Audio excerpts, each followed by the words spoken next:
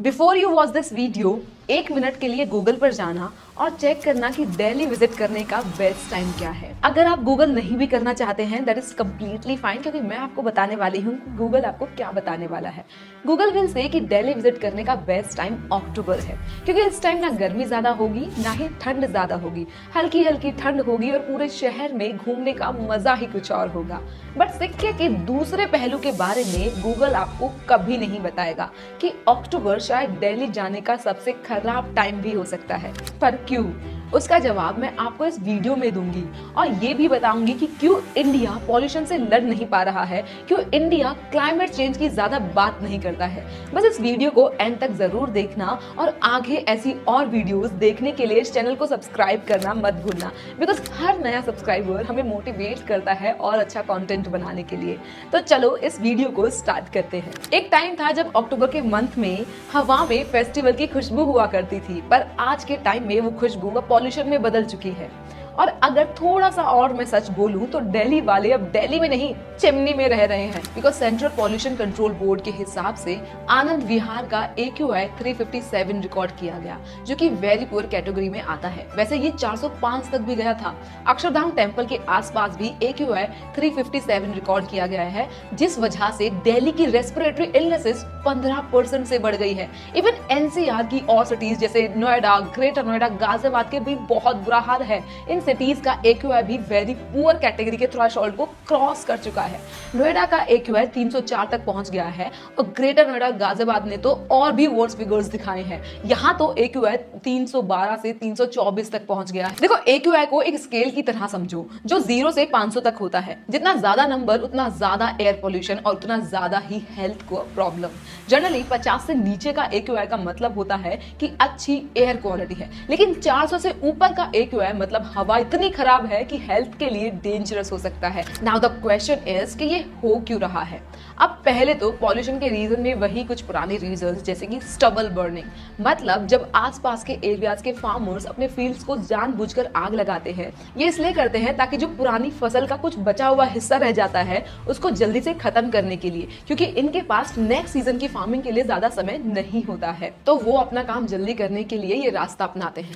15 सितंबर से 19 अक्टूबर के बीच में पंजाब, हरियाणा, उत्तर प्रदेश, दिल्ली, राजस्थान, मध्य प्रदेश में 3,376 फायर और स्टबल बर्निंग के इंसिडेंट्स को रिपोर्ट किया गया। ये लास्ट ईयर के इसी पीरियड के रिपोर्ट हुए 3,134 इंसिडेंट से ज्यादा है।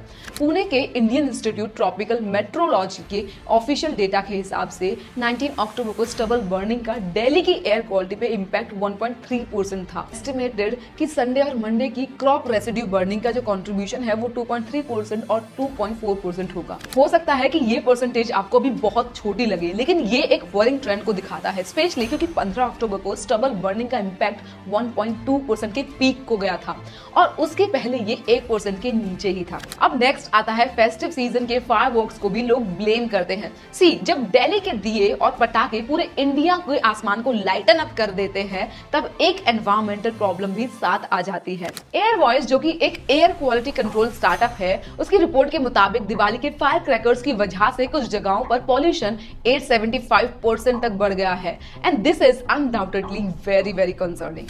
वैसे दिल्ली पॉल्यूशन कंट्रोल कमेटी ने प्रिकॉशंस के तौर पर ऑलरेडी 1 जनवरी तक सभी टाइप के फायर क्रैकर्स की मैन्युफैक्चरिंग, स्टोरेज, सेल पर पूरी तरह से बैन लगा दिया है, लेकिन उसके बाद भी कुछ ये हाल था। दिल्ली तक बड़ी तादाद में पटाखे पहुंचाए जा रहे, इसे चोरी छिपे यहाँ से दिल्ली लाया जा रहा।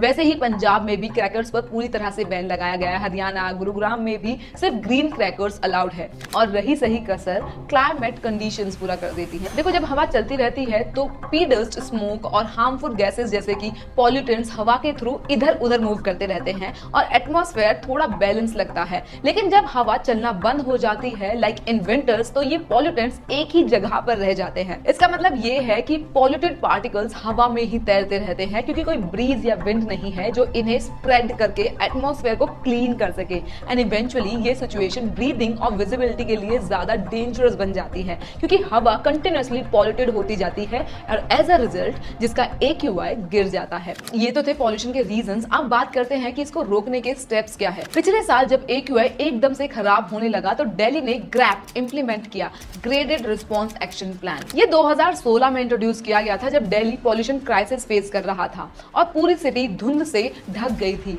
और एयर क्वालिटी और विजिबिलिटी दोनों ही खराब हो गई थी। ये वैसे वर्स्ट स्मोक था जो 20 सालों में पहली बार देखने को मिला था। लोगों ने इसे the great smoke of Delhi नाम दिया था और क्योंकि तब कुछ करना जरूरी था इसलिए ग्रैप का प्लान बनाया गया। ग्रैप का फॉर्मूला सिंपल था। AQI के हिसाब से कुछ एक्टिविटीज बैन कर दी जाएंगी, जैसे इफ यू रिमेंबर कि ऑड इवन रूल, जब सिर्फ ऑड या इवन रजिस्ट्रेशन नंबर वाली कार्स ही स्पेसिफिक दिन पर चलती थी, वैसे ही डीजल जनरेटर्स को बैन किया गया, फायरवर्क्स को बैन किया गया, गार्बेज बर्निंग का रोकना और अगर फिर भी इंप्रूवमेंट नहीं होती तो पार्किंग फीस बढ़ाकर लोगों को अपनी गाड़ियां चलाने से डिस्करेज करना और बसेस और मेट्रोस की फ्रीक्वेंसी को बढ़ाना था। इवन सुप्रीम कोर्ट ने भी ग्रैप को ग्रीन सिग्नल दिया था। लेकिन क्या ये प्लान सक्सेसफुल हुआ? Well, not really. एक NGO life legal initiative for forest and environment ने 2017 से 2021 तक एनालिसिस किया और कोई मेजर इंप्रूवमेंट नहीं दिखा। ग्रैप ने सिर्फ PM 2.5 और PM 10 पार्टिकुलेट मैटर्स पे फोकस किया, which is by the way important क्योंकि ये बहुत छोटे छोटे डस्ट और स्मोक पार्टिकल्स होते हैं जो हेल्थ के लिए डेंजरस है। PM 2.5 पार्टिकल के साइज 2.5 माइक्रोन से भी छोटा होता है जो इजीली लंग्स के अंदर तक जा सकता है। PM 10 पार्टिकल्स थोड़े बड़े होते हैं 10 माइक्रोन्स तक, लेकिन ये भी हेल्थ को हार्म करते हैं और इनकी वजह से ब्रीदिंग प्रॉब्लम्स हो सकती है, हार्ट इश्यूज तक बढ़ सकते हैं। बट द प्रॉब्लम इज कि पॉल्यूशन सिर्फ इन्हीं पार्टिकल्स तक लिमिटेड नहीं है। Nitrogen dioxide, sulphur dioxide, carbon monoxide जैसे पॉल्यूटेंट्स भी एनवायरनमेंट पर बुरा असर डालते हैं और प्रॉब्लम ये थी कि ग्रैप इन पॉल्यूटेंट्स का डेटा ट्रैक नहीं करता था और अगर पॉल्यूटेंट्स बढ़ते भी तो ग्रैप के अंडर कोई एक्शन ऑटोमेटिक ट्रिगर नहीं होता था, जो एक बड़ा गैप था। इसलिए PM 2.5 और PM 10 कम होने के बाद भी AQI बेटर नहीं हो पाया और इम्प्लीमेंटेशन भी वीक था। फ्रीक्वेंसी बढ़ाया या पार्किंग फीस हाइक करना टाइम पे नहीं हो पाता था क्योंकि एडमिनिस्ट्रेटिव डिसीजंस लेट हो जाते थे और शायद इसी वजह से कुछ सालों में ग्रैप को रिवाइज करना पड़ा।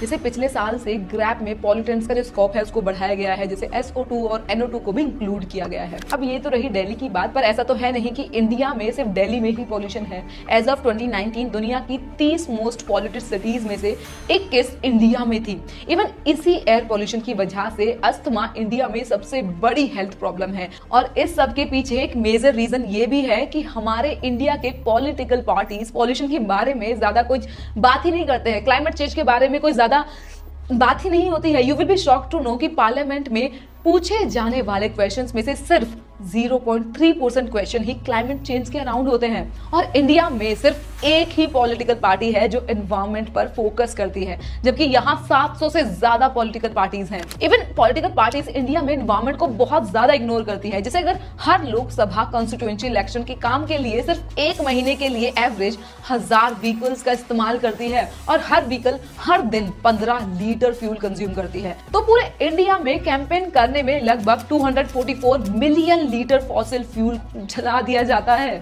यानी 660 मिलियन किलोग्राम CO2 प्रोड्यूस होगा और इसको कम करने के लिए कम से कम 2 करोड़ ट्रीज की जरूरत होगी। और अगर कैंपेन फ्लाइट्स और हेलीकॉप्टर्स की बात की जाए तो वो पॉलिटिकल कैंपेनिंग का सबसे ज्यादा पसंदीदा मोड है और इस साल हेलीकॉप्टर्स की डिमांड पिछले इलेक्शन 2019 से लगभग 1/3 तक बढ़ गया है। और अगर आप 2016 के US प्रेसिडेंशियल इलेक्शंस को देखें तो एक कैंडिडेट के कैंपेन फ्लाइट से जो एमिशन हुए वो 500 अमेरिकन के साल भर के कार्बन फुटप्रिंट के बराबर थे। तो अब आप समझ सकते हैं कि इंडिया में हेलीकॉप्टर्स की बढ़ती डिमांड का एनवायरमेंटल इम्पैक्ट कितना बड़ा हो सकता है। इसके अलावा दूसरे इलेक्शन रिलेटेड इवेंट्स का इम्पैक्ट भी होता है और कार्बन फुटप्रिंट काफी मैसिव हो सकता है। बट इसे रोकने के लिए गवर्नमेंट कुछ ऐसे स्टेप्स ले रही है जिसका रिजल्ट देखा जा सके। नहीं। हर दिन पॉल्यूशन बढ़ता जा रहा है। यमुना का क्या हाल है हम सबको पता है। हालांकि हाँ, दिल्ली गवर्नमेंट थोड़े स्टेप्स ले रही है, जैसे कि पीक आवर्स में सिटी में एंटर करने वाले व्हीकल्स पर कंजेशन टैक्स लगाया जाए। ये टैक्स फास्टैग के थ्रू कलेक्ट किया जाएगा ताकि ट्रैफिक और पोल्यूशन दोनों को रिड्यूस किया जा सके। 2 व्हीलर्स और इलेक्ट्रिक व्हीकल्स इस टैक्स से एग्जेम्प्ट रहेंगे। जो फंड्स कलेक्ट होंगे उसके इस्तेमाल से पब्लिक ट्रांसपोर्ट और रोड इंफ्रास्ट्रक्चर को इंप्रूव करने के लिए यूज किया जाएगा। पर कब कौन सा स्टेप इंप्लीमेंट होगा, कब यमुना का पॉल्यूशन लेवल कम होगा, अभी कुछ नहीं कहा जा सकता है। All we can do is कि हम अपनी तरफ से पॉल्यूशन बचाने के लिए कोशिश करें, पब्लिक ट्रांसपोर्ट का यूज करें, एनवायरमेंट फ्रेंडली कपड़े, शूज, जूते, बैग लें और जितना हो सके उतने ज्यादा पौधे लगाएं, एनवायरमेंट को बचाएं। और अगर ऐसी और इंफॉर्मेटिव वीडियोस आप देखना चाहते हैं तो इस चैनल को सब्सक्राइब करना मत भूलना। मैं आपको मिलूंगी जल्द ही एक और वीडियो के साथ।